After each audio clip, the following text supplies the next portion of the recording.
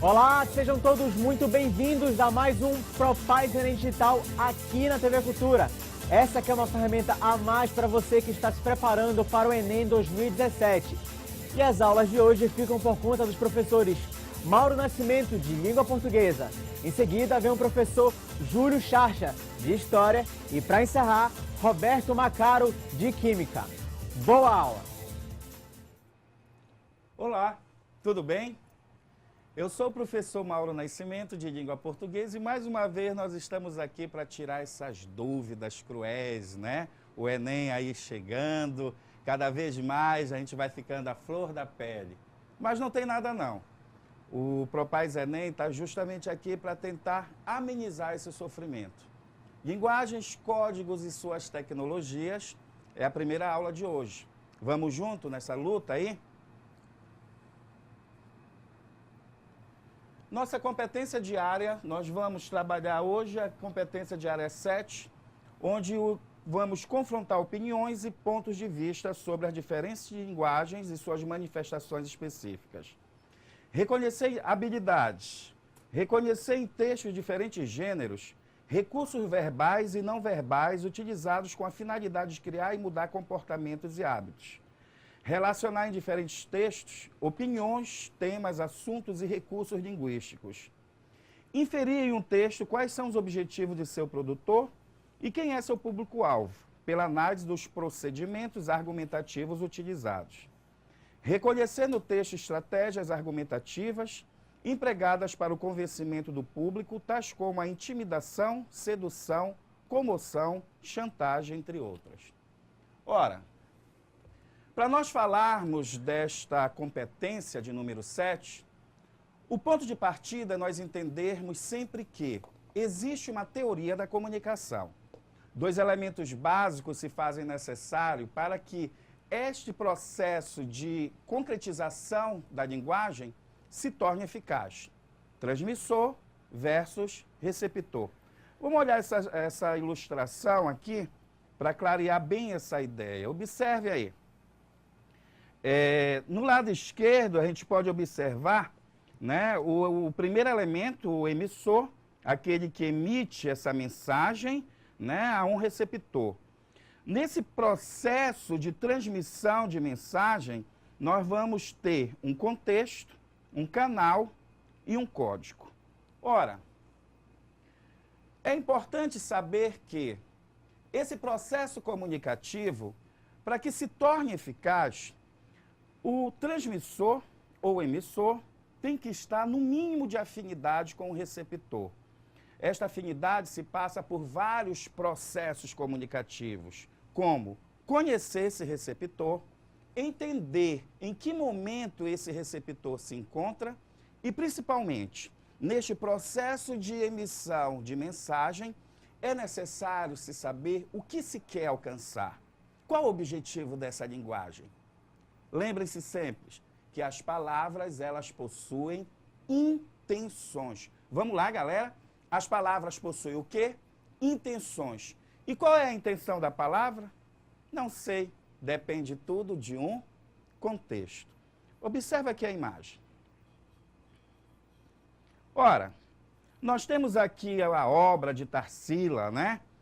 Para que um receptor seja capaz de perceber a mensagem, né, para que ele consiga codificar a mensagem passada pela autora, é necessário que, no mínimo, ele tenha um conhecimento da Semana de Arte Moderna.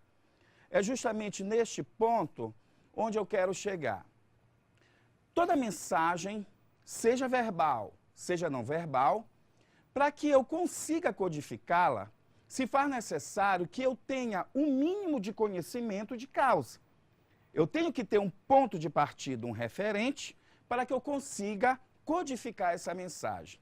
Se por acaso esse processo comunicativo que chega até um receptor e ele não possua este conhecimento, provavelmente nós vamos ter o que nós chamamos de barreira de comunicação.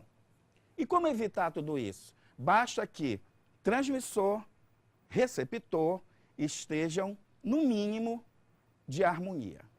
Vamos observar aqui uma segunda imagem. onde a gente observa aí um conhecimento de causa, né? Perceba que só o fato de eu emitir esta mensagem, essa linguagem não verbal, através da linguagem não verbal, né? Nós temos aí a mata amazônica, talvez, né? Mas com um formato de pulmão. Ora, verifique que a metade do pulmão do lado esquerdo, ele está danificado. Se você é conhecedor de todo um processo de desmatamento, né, de falta de critérios que ocorre na região amazônica, você facilmente vai perceber que trata-se do quê? De uma crítica a esse processo todo de desmatamento. Agora, se eu não sou conhecedor do assunto, provavelmente eu não vou conseguir perceber. E o Enem, galera, traz muito disso, né? O Enem quer saber se você é capaz de perceber o mundo em que você está inserido. O Enem traz atualidades. Você deverá estar conectado com tudo que está girando em torno deste mundo, desta sociedade em que você faz parte, que você está inserido.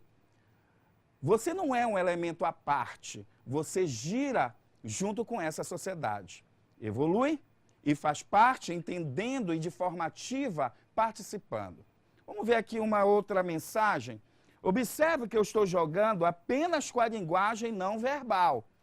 Só a linguagem não verbal já é capaz, né, de emitir uma mensagem. Olha aí um exemplo muito presente no Enem, né?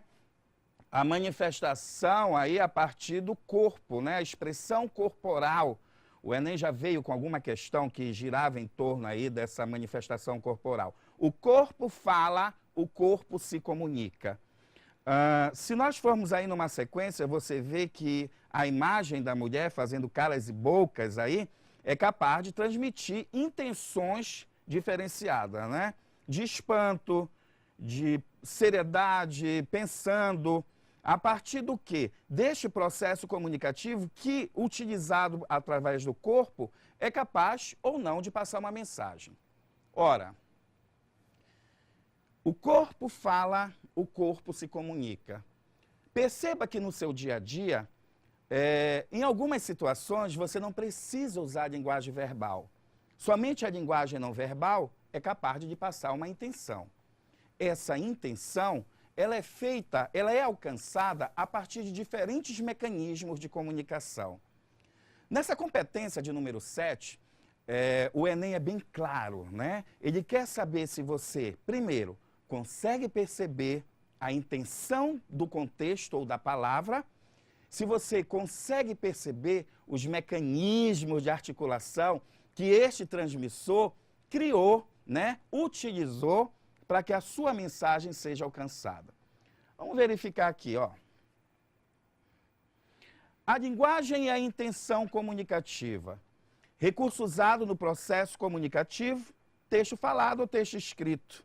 Possui uma intenção que provoca no receptor o processo de codificação.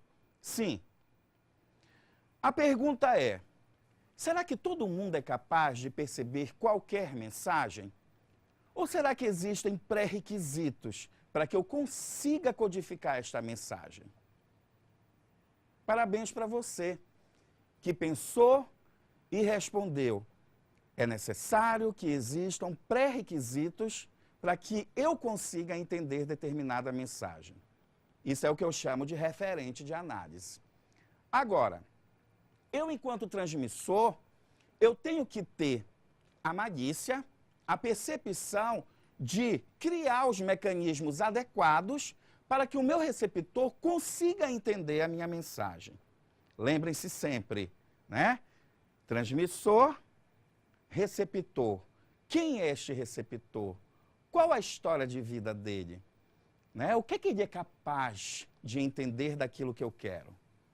Vamos verificar aqui mais um exemplo, onde a gente trabalha com a linguagem publicitária, que é muito presente nas provas do Enem. Aí nós temos o ex-presidente dos Estados Unidos, o Obama. Perceba aí que ocorreu uma intenção, né? Atrair o voto deste eleitor para o Obama. Mas que mecanismos ele utilizou?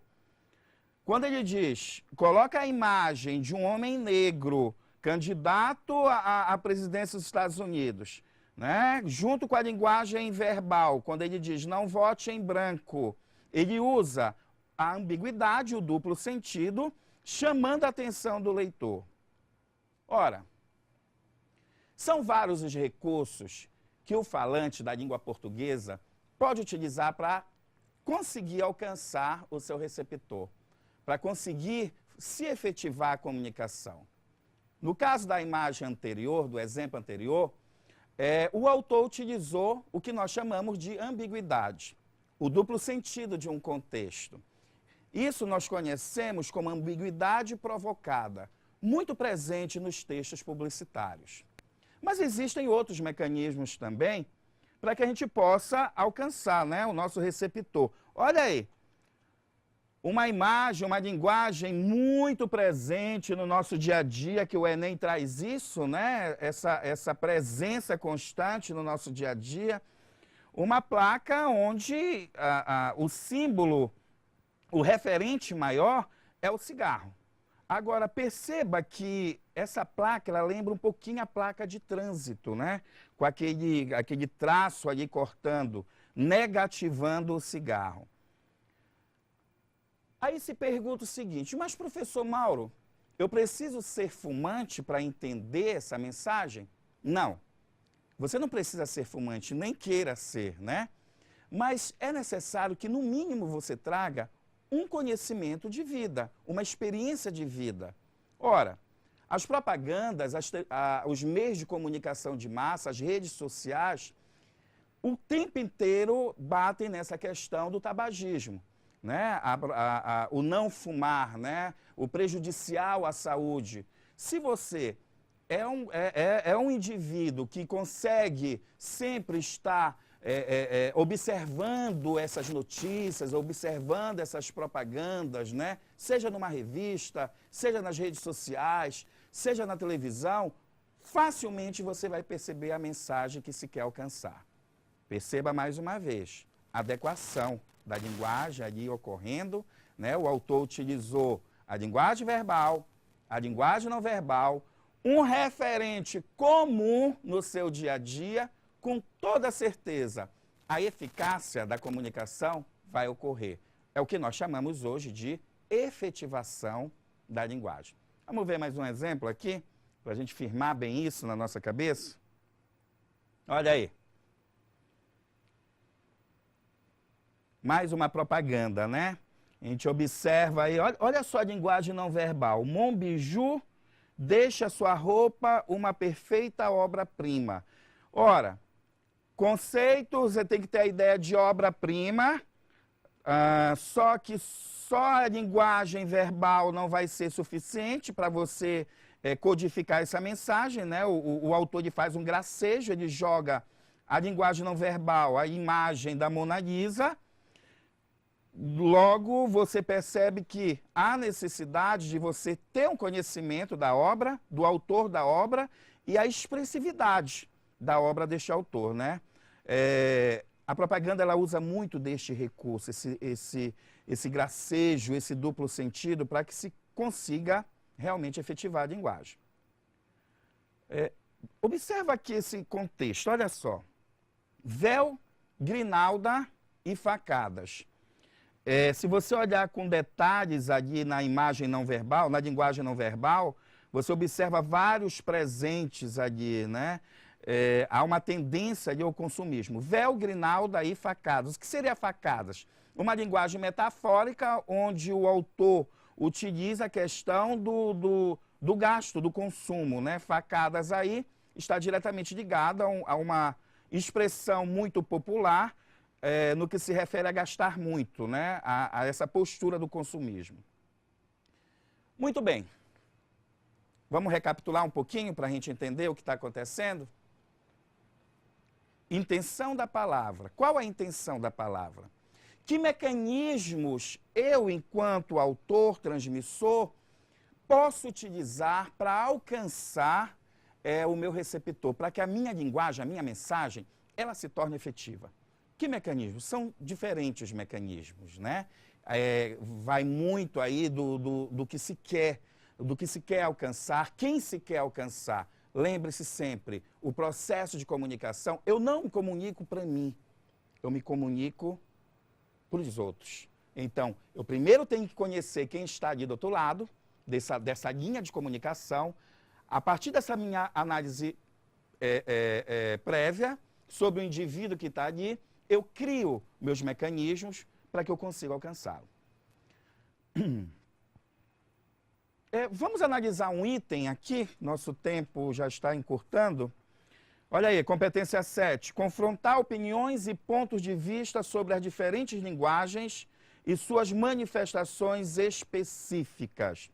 Não sei se dá para você perceber aí em casa, mas nós temos ali o Homem-Aranha, né, morto, e uma latinha ali, um spray daquele produto que mata tudo, né?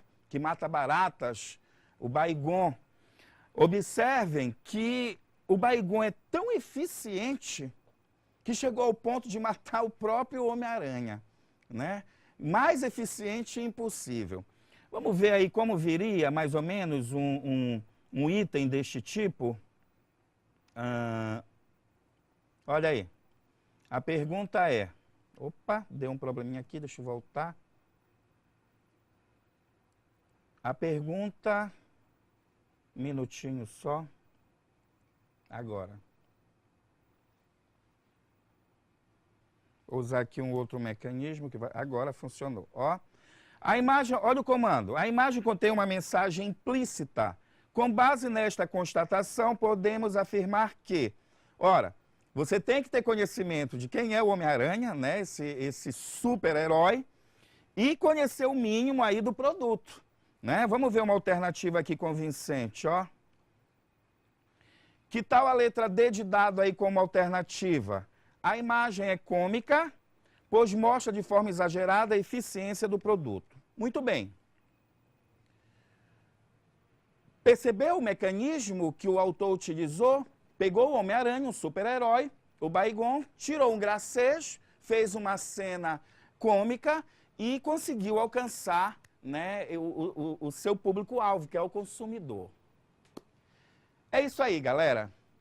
Nós estamos aqui mais uma vez e vamos estar sempre com você participando desse ProPaz Enem, que é esta ferramenta maravilhosa que vem agregar mais um pouquinho de conhecimento. Valeu, galera. Tamo junto nessa luta aí.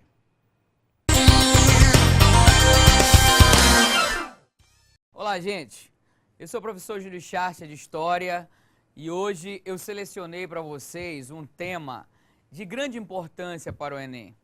Nós vamos falar hoje sobre os povos indígenas na América, né? Tanto da América pré-colombiana como, né, da América pré-cabralina. Selecionamos também algumas habilidades especiais, como, por exemplo, vamos trabalhar a competência de área 1, habilidade 1, que fala sobre as manifestações culturais, e vamos trabalhar também a competência de área 6, a habilidade 26, que fala exatamente sobre o processo de ocupação do meio físico, ok?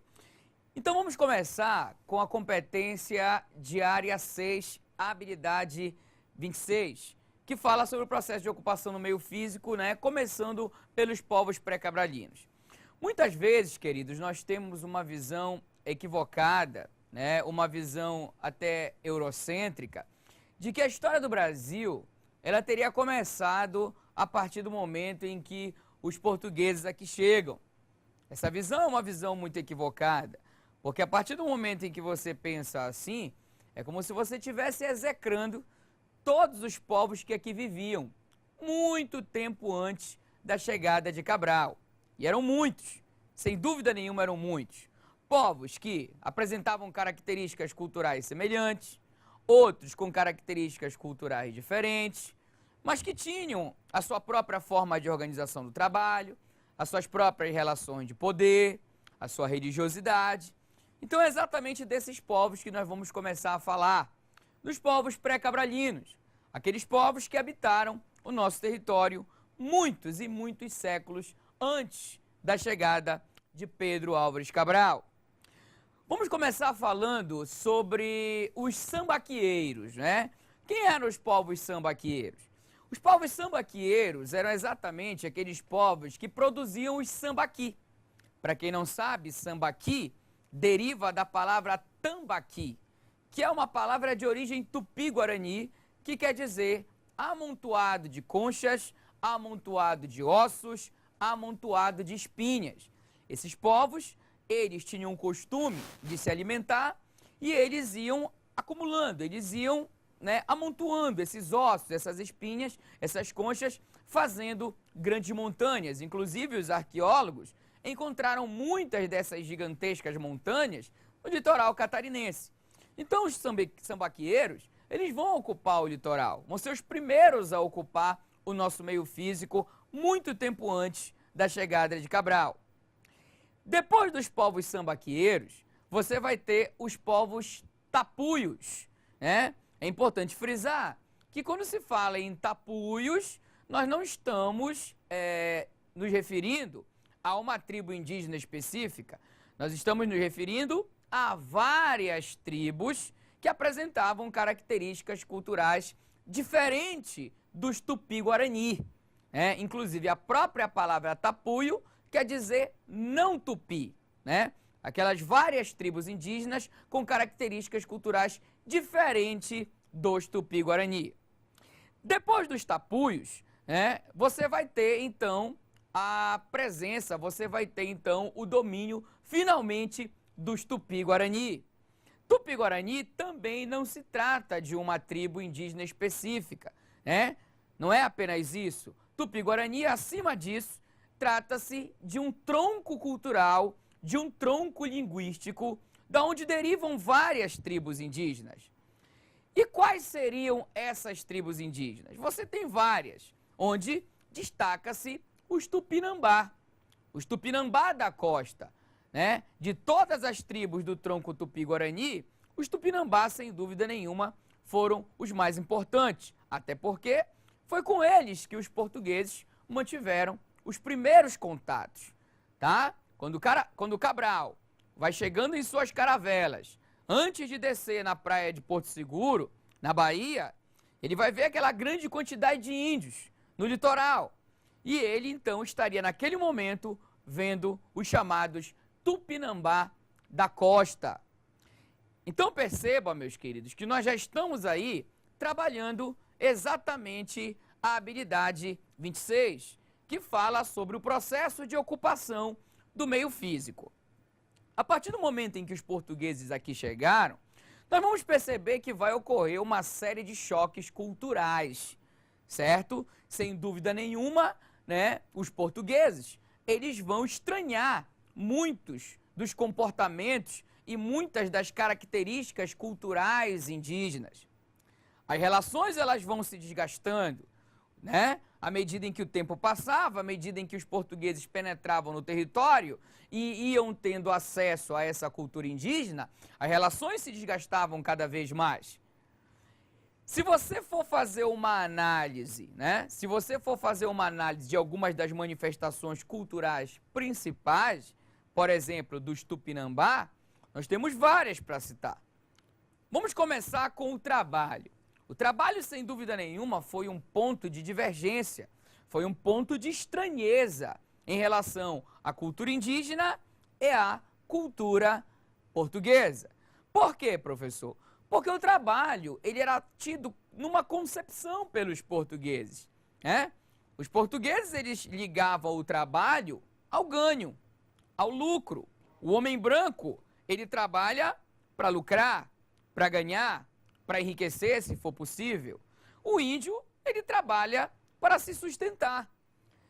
Uma prova dessa estranheza dos portugueses em relação aos índios, na logística do trabalho, é que enquanto os portugueses trabalhavam cerca de 8, 9, 10 até 12 horas por dia, os índios trabalhavam apenas 4 horas por dia, certo? É daí que, inclusive, surge esse estereótipo, né, que vai ligar o índio à preguiça. Mas não se trata do índio ser preguiçoso. O problema é que ele entendia o trabalho de outra maneira.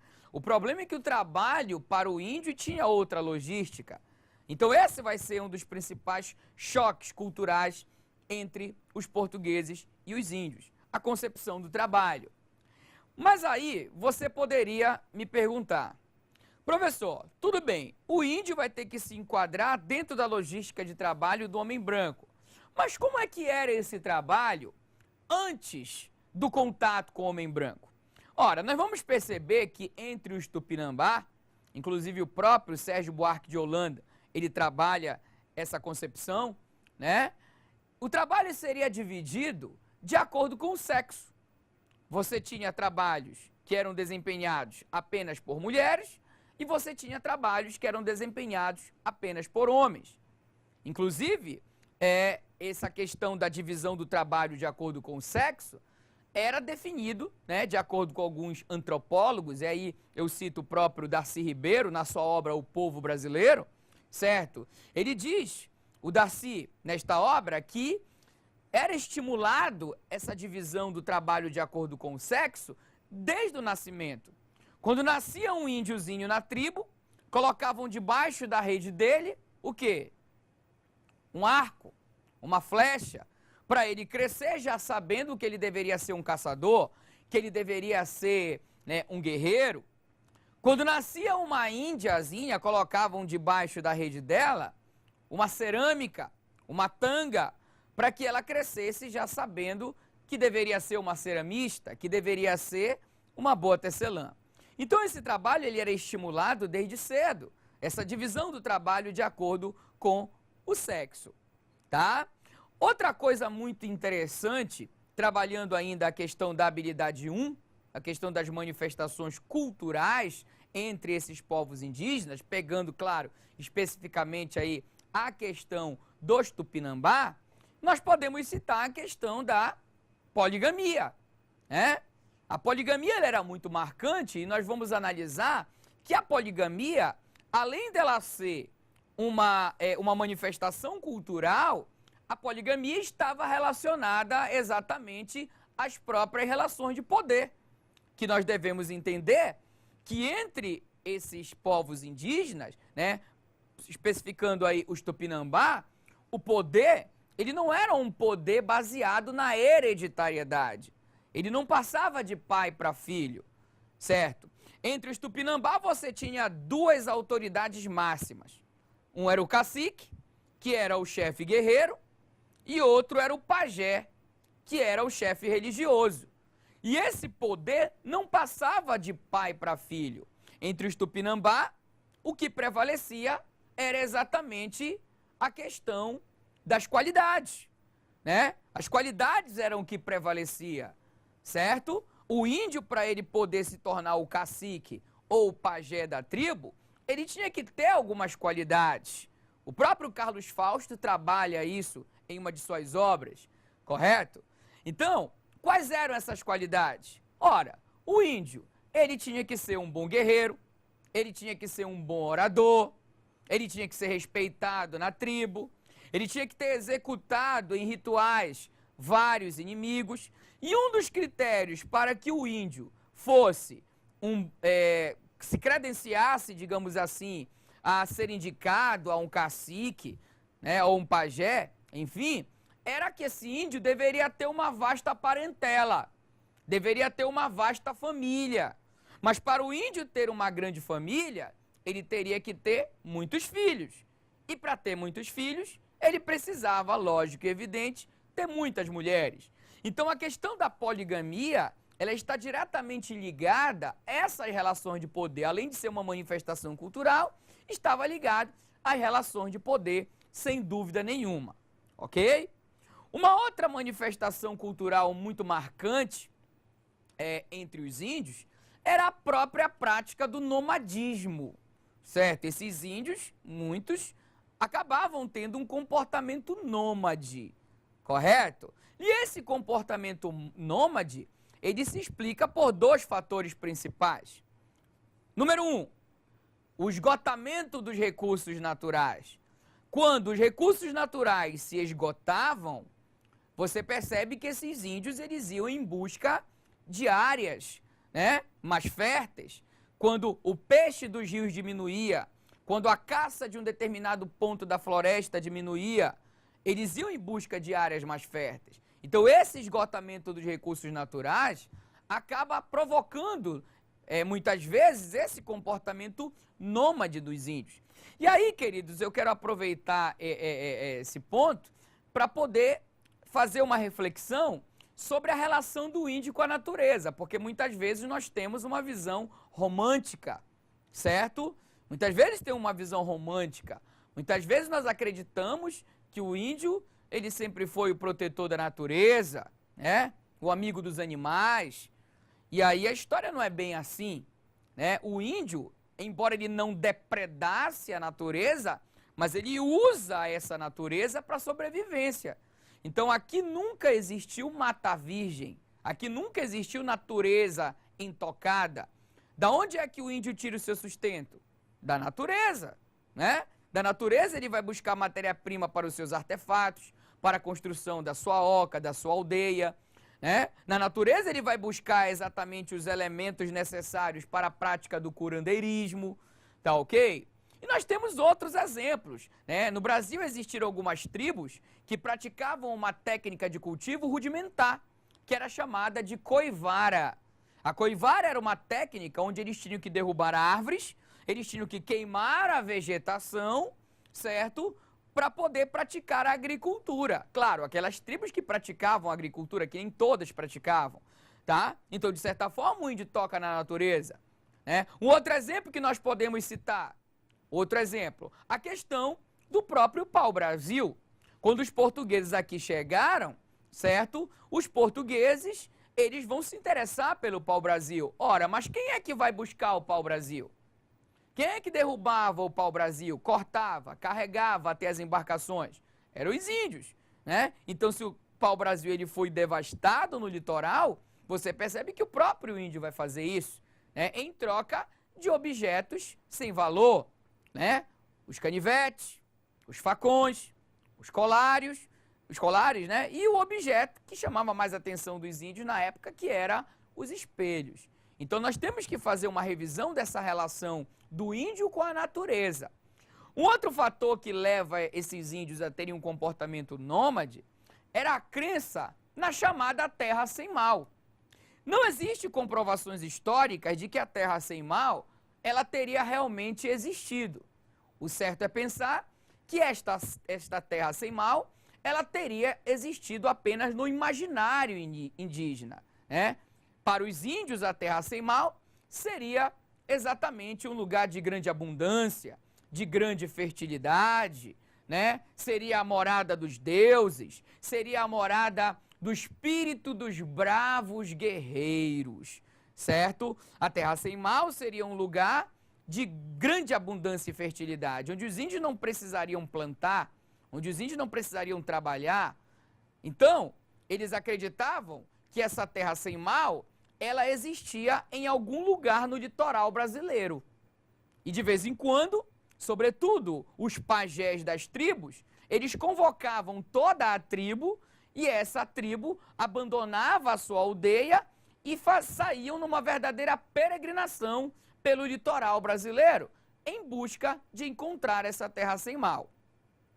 É válido lembrar também que para esses índios, a terra sem mal poderia ser encontrada em morte, porque eles acreditavam que se o índio morresse de forma corajosa, se o índio ele morresse de uma forma valente, né, o espírito dele iria direto para a terra sem mal, correto? Então, sem dúvida nenhuma, a poligamia, o nomadismo eram manifestações culturais muito marcantes desses povos indígenas. Sem falar também, né, na antropofagia, que inclusive foi o que mais os europeus estranharam quando aqui chegaram. A antropofagia, que para os índios apresentava vários significados, mas que para os europeus eram atos demoníacos, onde os índios precisavam ser civilizados, né? Esses índios passaram a ser vistos como selvagens. E aí você poderia me perguntar, professor, mas para o índio, o que significava essa antropofagia?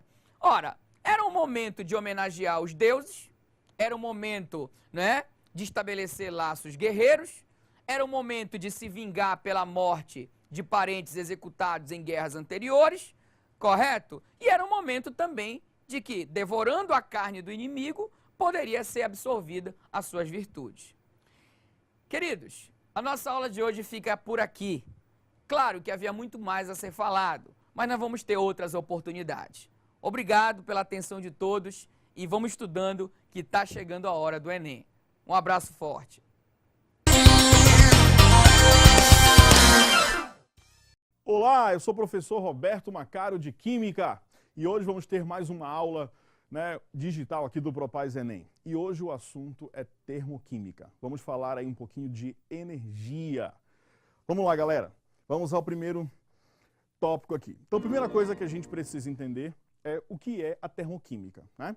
Então, para você entender o que é termoquímica, eu vou começar falando para você que é a parte da química que vai estudar os efeitos energéticos. Mas que efeitos energéticos são esses que a gente vai estudar em termoquímica? Antes, olha só para cá, para esses fenômenos que eu coloquei aqui para você, tá? Primeiro, vamos lá. Competência de área 7, né? O que a gente tem? Apropriar-se de conhecimentos da química para, em situações problema, interpretar, avaliar ou planejar intervenções científico-tecnológicas. Aí a gente tem aí a habilidade 25, caracterizar materiais ou substâncias, identificando etapas, rendimentos ou implicações biológicas, sociais, econômicas ou ambientais de sua obtenção ou produção.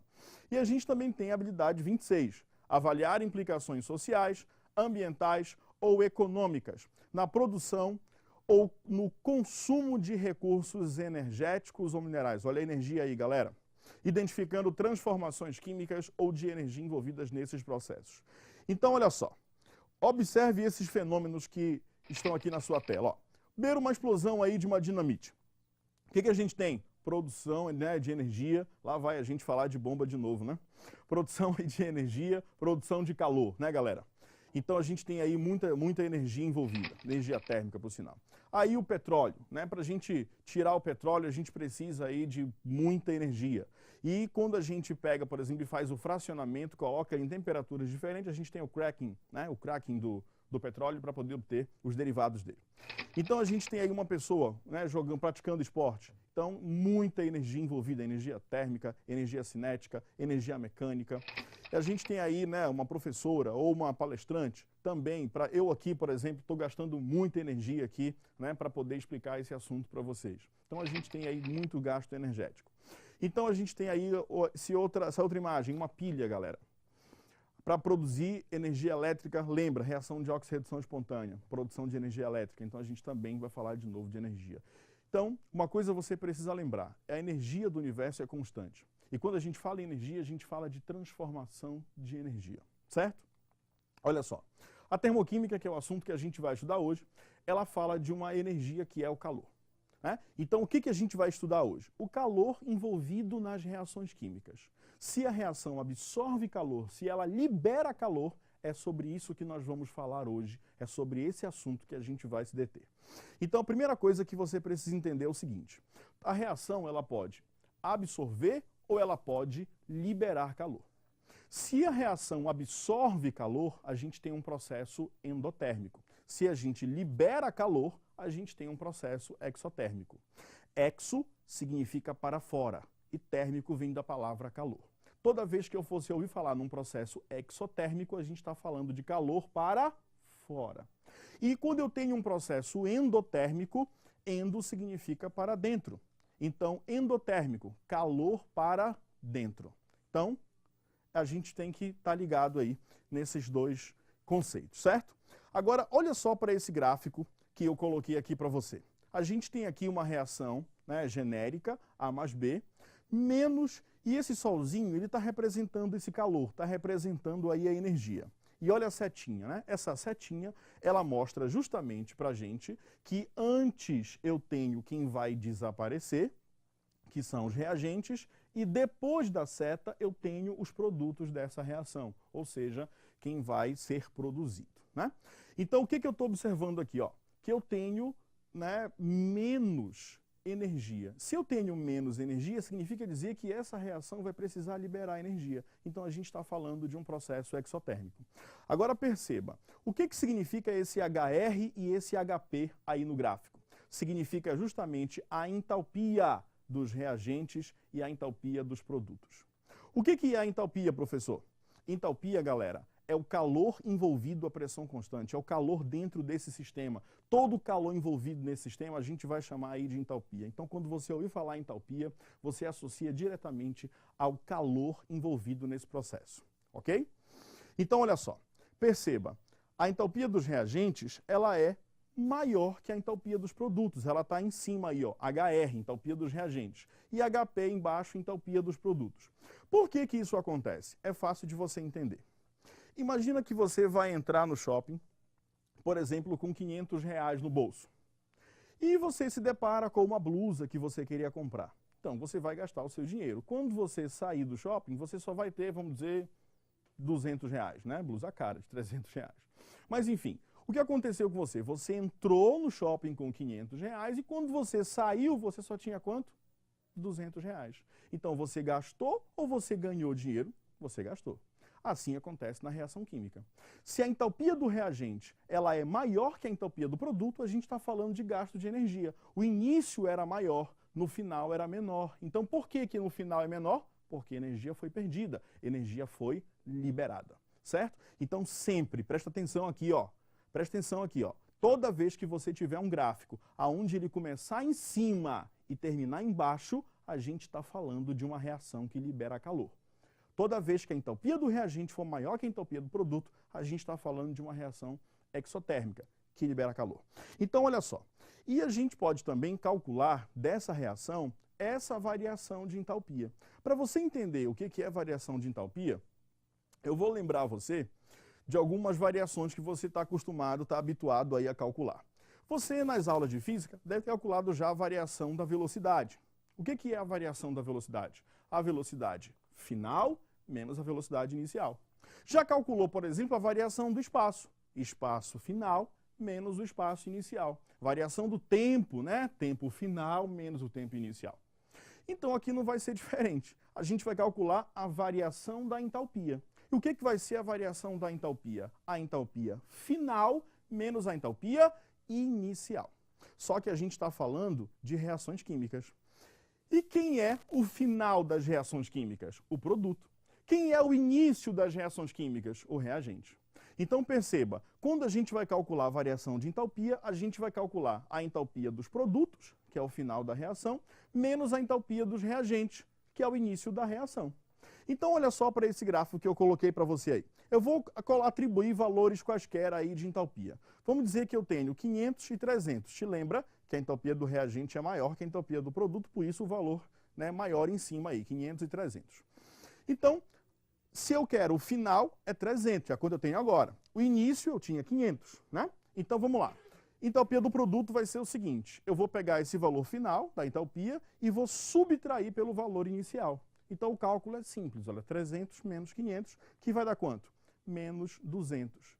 E aí eu coloquei uma unidade, poderia ser o joule, poderia ser o quilojoule, mas eu escolhi aí uma unidade aleatória também, foi quilocaloria. Isso é um gráfico genérico, onde os valores também são genéricos, só para você entender como é que se processa esse gasto, né, de energia. Então preste atenção para você entender aqui, ó. Perceba que toda vez que eu tiver uma reação exotérmica, eu vou ter um valor menor subtraído por um valor maior. Por isso, o valor está negativo, e isso é muito importante, porque toda vez que você enxergar um ΔH, ou seja, uma variação de entalpia negativa, a gente está falando de reação exotérmica. Então é simples. Duas dicas que eu acabei de te dar. Primeira do gráfico. Começou em cima, terminou embaixo, opa, terminou com menos energia, gastou, reação exotérmica. Outra dica importante, o sinal do ΔH. Se ele está negativo, é porque um valor menor foi subtraído por um valor maior. Então a reação está liberando energia, está liberando calor. Ok? E se absorver calor? Como é que funciona esse gráfico? Então olha só, agora a gente já tem um outro gráfico, que é o gráfico de uma reação endotérmica. E perceba que mudou. Agora a entalpia do reagente está embaixo, que é o HR, e a entalpia do produto está em cima, porque vamos à situação do shopping novamente. Você entrou no shopping agora com R$300 e você achou R$200, né, no bolso de um colega seu que estava lá devendo para você, ele tirou do bolso, foi lá e pagou a dívida para você. Então você entrou no shopping com R$300 e quando você saiu você tinha 500. Então o que aconteceu? No início você tinha menos e no final você tinha mais. Absorveu, ganhou. A mesma coisa acontece aqui no nosso gráfico. Olha só, no início eu tenho menos e no final eu tenho mais. Toda vez que um gráfico começar embaixo e terminar em cima, a gente já sabe que esse gráfico é de uma reação que absorve calor, de uma reação endotérmica. Então vamos fazer aqui a mesma coisa que a gente fez na reação exotérmica, né? Primeiro, né, vamos colocar aqui, ó, a variação de entalpia. Vamos atribuir os mesmos valores, ó, só que agora mudou, né? Quem vai ser o 300 é o reagente, quem vai ser o 500 é o produto. Se eu subtrair a entalpia dos produtos pela entalpia dos reagentes, eu vou ter aí 500 menos 300, ou seja, o produto da reação endotérmica, ele vai ter sempre mais energia do que o reagente. Então, consequentemente, eu vou ter um valor o quê? Positivo. Vou te dar uma dica agora muito importante. Olha só, o que você acabou de aprender comigo? Se o ΔH dessa reação for negativo, a reação está liberando calor. Se ele for positivo, a reação está o quê? Absorvendo calor. Então pensa na tua vida. O que você gosta? Todas as coisas que você gosta são coisas positivas ou negativas? São coisas positivas. E as coisas positivas da sua vida, você quer jogar fora ou você quer guardar para si? Guardar, né, galera? Então tudo aquilo que for positivo na sua vida, você vai guardar, você vai absorver. E as situações negativas da sua vida, o que você vai fazer? Você vai jogar fora, vai liberar. Associa isso que você nunca vai errar uma questão de termoquímica envolvendo o sinal ΔH. Tudo aquilo que for negativo a gente joga fora. Tudo aquilo que é positivo a gente guarda. Não esquece dessa dica, hein? Vamos lá. Agora presta atenção aqui na representação das reações. Quando eu tenho uma reação exotérmica, a gente já sabe que o ΔH dela é negativo. Ó, coloquei até o sinal vermelhinho aí para você entender. Agora eu posso representar essa energia, não um ΔH, mas o cara pode colocar para ti na prova dentro de uma reação química essa energia. E aí presta bem atenção na dica que eu vou te dar agora. Quando essa energia vier dentro da reação, se ela vier no reagente, olha só a setinha, a energia está antes da seta, está no reagente. Ela vai ter o mesmo sinal do ΔH. Então toda vez que você enxergar uma reação que a energia está no reagente, se está negativa, a gente está falando de uma reação exotérmica. Mas se eu pegar essa energia que está no reagente e jogar ela para o produto, o que vai acontecer aí, galera? Essa reação, né, vai passar, vai ter que trocar o sinal. Então isso aqui é uma pegadinha de prova. Perceba que eu estou com um sinal positivo, né, e eu estou falando de uma reação exotérmica. Olha só para cá. Isso aqui é uma reação exotérmica. Ah, mas está com sinal positivo. É porque a energia está dentro da reação. Quando a energia está dentro da reação, te lembra, ela só vai ter o mesmo sinal do ΔH se ela estiver no reagente. Ok? Vamos para a reação endotérmica. A mesma coisa. Ó. Eu tenho aqui uma reação, o ΔH dela é positivo. Se eu colocar ela dentro da reação, no reagente ela vai ter o mesmo sinal ΔH. Mas se eu passar para o produto, né, aí vai ter que trocar o sinal. Então perceba, aqui eu tenho um sinal positivo porque a energia é liberada. E aqui negativo porque a energia está sendo absorvida. Então cuidado com essas pegadinhas aí de prova. Agora, olha só. Esse aqui é um item que caiu agora na prova, né, de 2016, envolvendo termoquímica, só que também envolvendo um pouquinho de conhecimento de forças intermoleculares. Mas você percebe que com os conhecimentos de termoquímica, a gente consegue matar essa questão, a gente consegue fazê-la sem maiores problemas. Então, olha só, o aquecimento de um material por irradiação com micro-ondas ocorre por causa da interação da onda eletromagnética com o dipolo elétrico da molécula. O importante atributo do aquecimento por micro-ondas é a absorção direta da energia pelo material a ser aquecido. Assim, esse aquecimento é seletivo e dependerá principalmente da constante dielétrica e da frequência de relaxação do material. O gráfico mostra a taxa de aquecimento de 5 solventes sob irradiação de micro-ondas. No gráfico, qual solvente apresenta a taxa média de aquecimento mais próxima de zero no intervalo de 0 segundos a 40 segundos? Bora ampliar essa imagem aí para a gente enxergar melhor. Olha aí, querido. O que você pode observar? O gráfico ele está mostrando para a gente aí as curvas. Então perceba que aqui eu tenho um triângulozinho aqui meio para baixo que está representando aqui o propanol. Aqui eu tenho um triângulozinho para cima que está representando o etanol. Aqui eu tenho uma bolinha que está representando o metanol, um quadradinho que está representando a água, e aqui eu tenho, né, uma outra figura aqui, um losangozinho representando, né, o N-hexano. Então perceba que todas essas curvas eu começo embaixo e termino em cima, a temperatura está aumentando. Então, para a temperatura aumentar, todas elas vão ter que absorver calor. E todas as substâncias estão dentro do micro-ondas. Então, o que a gente percebe? Que o micro-ondas está aquecendo essas substâncias. Agora, olha de novo para o gráfico e perceba esses losangos aqui que estão aqui embaixo. O tempo está passando, mas a temperatura não está aumentando. E é justamente o que ele está te pedindo. Você só tem que interpretar o gráfico. Então, como a temperatura não está aumentando, está ocorrendo absorção de calor ou liberação de calor, não está ocorrendo. O micro-ondas ele tem um aquecimento seletivo. Ele vibra algumas moléculas, não consegue dar todas. Por isso que você coloca um prato com comida no micro-ondas e o prato não aquece, o que aquece é a comida. Não é verdade? Então isso acontece. Então é isso que ele está perguntando para você. E qual é essa reação aqui do losango? É o N-hexano, que é justamente a alternativa que você vai marcar. Olha só, o N-hexano lembra X, prefixo de 6 carbonos. A N, intermediário apenas de ligações simples, e O é um hidrocarboneto. Então a gente tem aí essa resposta na letra E. Certo, galera? Então, olha só. Toda vez que você falar de entalpia, toda vez que você falar de energia, você tem que associar esses processos. Todas as provas que a gente tem visto aí do Enem têm trazido relações de energia, têm trazido relações de entalpia. Então, o que você percebe? Você tem que olhar toda vez e analisar essas questões, e principalmente em se tratando de calor, certo? Te lembra, galera, o calor é uma energia em trânsito. O calor ele pode ser absorvido, ele pode ser liberado. Se ele é absorvido, você sente.